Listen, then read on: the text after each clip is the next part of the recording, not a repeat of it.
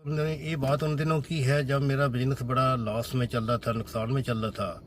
तो मेरे एक रिश्तेदार है रोशन लाल जी, वो बहुत ही बड़े बिजनेसमैन हैं। उन्होंने मुझे एक नौकरी पर लगवा दिया था। ये जो रोशन लाल जी, मैं आपको बताऊं, ये बहुत ही बढ़िया सज्जन आदमी थे। और ये इतने अमीर थे कि इतना अमीर होने के बावजूद भी अपने किसी गरीब रिश्तेदार को इग्नोर नहीं करते थे। बल्कि कोई भी रिश्तेदार इनका मुसीबत में होता था तो उसकी ये हेल्प करा करते थे। तो इसलिए इन्होंने मेरी भी हेल्प करी। मेरे को इन्होंने एक कंपनी में नौकरी पर लगवा दिया। खैर, इसलिए मैं भी उनकी बड़ी रिस्पेक्ट करता था, बड़ी इज्जत करता था। वो भी मेरी बड़ी रिस्पेक्ट करते थे। रिश्तेदारी दूर की थी लेकिन रिस्पेक्ट ऐसे करते थे जैसे कि बिल्कुल नज़दीक का रिश्तेदार हो। पता नहीं क्या उनका मेरे साथ कोई पुराने जन्म का रिश्ता था। खैर, एनीवे, क्या हुआ कि एक बार मैं उनको मिलने दिल्ली चला गया। उनकी इतनी बड़ी कंपनी थी, उनके बहुत बड़ी कंपनी थी। उनके ऑफिस जो दिल्ली, कलकत्ता, मद्रास, बम्बे, लुधियाना, कई जगह पर उनके ऑफिस थे। खैर, मैं दिल्ली उनको मिलने चला गया तो उन्होंने हमेशा की तरह मेरी बड़ी रिस्पेक्ट करी, वेलकम करा, मेरे को बिठाया। मेरे को कहने लगे, आज तुम यहीं रहो और यहीं खाना वगैरह खाओ, यहीं सो जाओ और सुबह उठ के चले जाना। मैंने कहा ठीक है जी। उनका जो घर था, मैं आपको बताऊं, पंजाबी बाग के अंदर 6 कनाल का बंगला था। पंजाबी बाग दिल्ली का बड़ा पॉश एरिया है, बड़े अमीर लोगों का एरिया। उस ज़माने में भी बड़ा अमीर लोगों का एरिया था, माना जाता था। उसके अंदर कोई बंगला बनाना कोई मजाक नहीं है। हर कोई ये बंगला नहीं बना सकता वहाँ।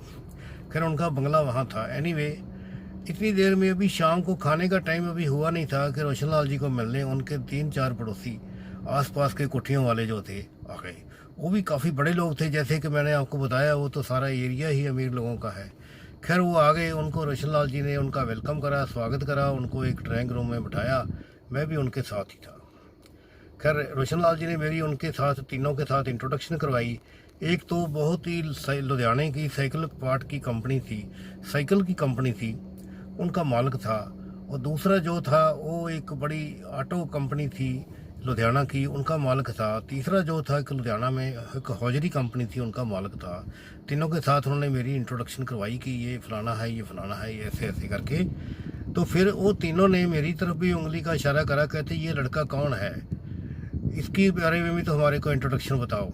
तो रोशन लाल जी ने कहने लगे, हाँ, ये हमारे रिश्तेदार हैं, ये हमारे दामाद हैं। ये अभी कोई बिजनेस नहीं करते, इनको ये कहीं नौकरी करते हैं जो कोई छोटी। तो वो लोग बड़े हैरान हुए, कहने लगे, आपके रिश्तेदार होते हुए, आपका दामाद होते हुए इतनी छोटी सी नौकरी क्यों करते हैं। तो रोशन लाल जी ने बोला, अभी इनका मन नहीं है बिजनेस करने का। क्योंकि मेरा मन इसलिए नहीं था कि मेरा नुकसान के टाइम चल रहा था, इसलिए मैंने सोचा कि अभी नुकसान चल रहा है तो और नुकसान और ज़्यादा बढ़ जाएगा, इसलिए मैंने नौकरी कर ली थी। खैर, रोशन लाल जी ने इस बात को संभाला। फिर रोशन लाल जी ने बोलना शुरू किया, कहते हम सब लोग पहले गरीबी रेखा से नीचे रहते थे। जब हम लोग पाकिस्तान से आए थे, लुधियाना में मिलरगंज में एक पुरानी बिल्डिंग में 4-5 कमरे खाली थे, वो 10-10 रुपये महीने पर किराए पर। कहते हम सभी चारों फैमिलियां रहती थी। रोशन लाल जी ने उन तीनों की भी अपनी इंट्रोडक्शन बताई मेरे को। कहने लगे, हम लोग सारे गरीब थे। फिर रोशन लाल जी ने एक क्वेश्चन करा, कहते मैं आप सबको ये क्वेश्चन करता हूँ कि हम भी गरीब थे लेकिन हम लोग इतने अमीर बन गए, लेकिन हमारे कुछ ऐसे साथी हैं जो कि उस टाइम भी गरीब थे, अभी भी गरीब हैं। इसका क्या कारण है भाई, इसका जवाब दो मुझे आप लोग। तो उनमें से पहले आदमी को उन्होंने क्वेश्चन करा, कहते आप ही जवाब दो। तो पहले आदमी ने जवाब दिया, कहता हमने रोशन लाल जी मेहनत करी।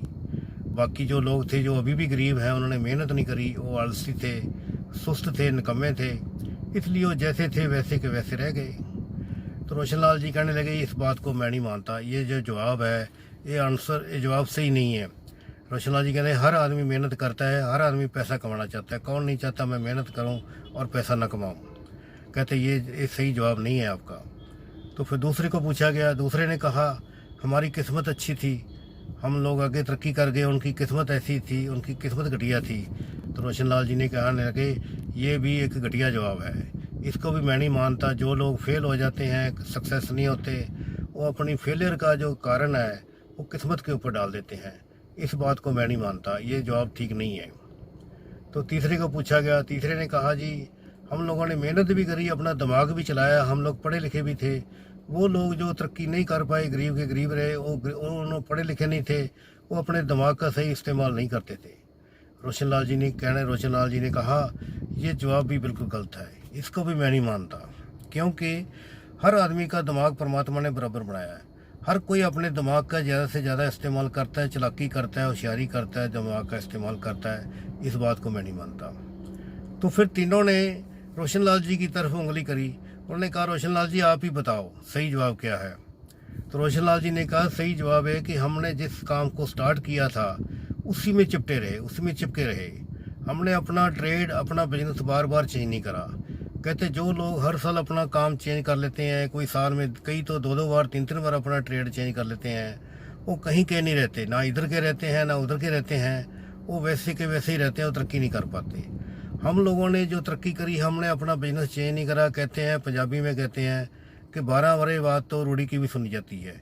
रूढ़ी होता है कूड़े का ढेर, गंदगी का ढेर। उसकी भी कहते 12 साल बाद कीमत पड़ जाती है। हम तो फिर भी इंसान हैं, व्यापारी हैं, पढ़े लिखे हैं, बिजनेसमैन हैं, इसलिए हमने अपना ट्रेड नहीं छोड़ा। उसका रिजल्ट ये हुआ कि हम लोग तरक्की कर गए।